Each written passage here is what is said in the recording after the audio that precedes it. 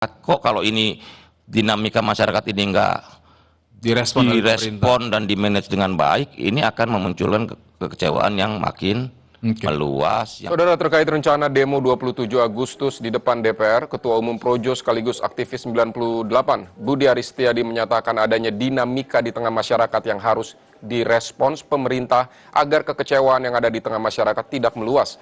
Sementara itu pemerintah mengingatkan kritik yang disuarakan jangan sampai tercederai oleh agenda terselubung.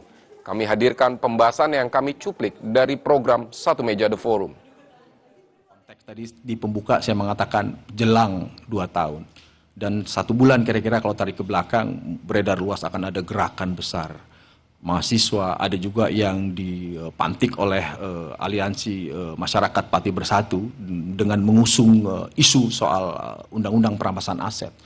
Situasi itu kan ramai informasinya, ada kekhawatiran, ada antisipasi soal pagar di mal dan sebagainya. Pasti Anda memantau itu. Tapi di tengah-tengah itu muncul video organisasi Anda bersama tokoh, justru adalah presiden sebelumnya, Pak Jokowi, yang kira-kira mengatakan bahwa ada namanya patahan sejarah. Dan ini memantik pro kontra. Sehingga dikait-kaitkan, oh jangan-jangan gerakan tanggal 27 Agustus ini berkaitan dengan apa yang disampaikan oleh Budi Ari dan kawan-kawan. Dan ingin menyampaikan apa? Atau ada pandangan bahwa gerakan ini sebetulnya tidak terkait dengan apa yang Anda sampaikan? Begini, demokrasi itu intisarinya kan kedaulatan rakyat. Dan kedaulatan rakyat itu mensyaratkan adanya partisipasi publik. Ya. Dan partisipasi publik bentuknya apapun.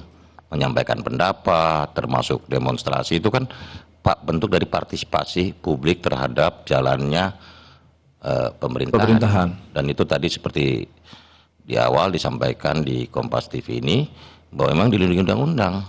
Yang dikhawatirkan adalah persoalan anarkisme dan dampak yang bisa mengganggu ketertiban umum.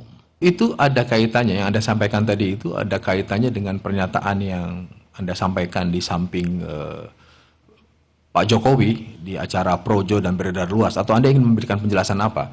Karena kan ada kalimat bahwa 97 bisa jadi 99, ada patahan sejarah 2029, gimana kalau lebih cepat? Ini saya memberikan ruang kepada Anda untuk memberikan konteksnya. Apa ada kaitannya dengan itu? Begini, pengalaman percepatan pemilu dari 97 ke 99 kan pernah terjadi di Indonesia. Ini kan bukan barang baru dalam konteks politik di Indonesia.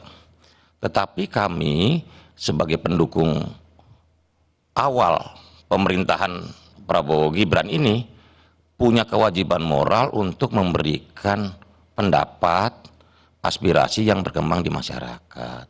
Karena tadi saya sampaikan bahwa kita ini menginginkan demokrasi yang konstitusional. Demokrasinya harus kita jaga dan harus konstitusional. Tetapi kita juga menyadari, itu tadi konteksnya itu pernyataan pribadi saya dari analisa perkembangan yang terjadi di masyarakat. Kok kalau ini dinamika masyarakat ini nggak direspon dan dimanage dengan baik, ini akan memunculkan kekecewaan yang makin meluas. Kenapa? Kira-kira ada akumulasi kah? Ada saluran yang tersumbat kah?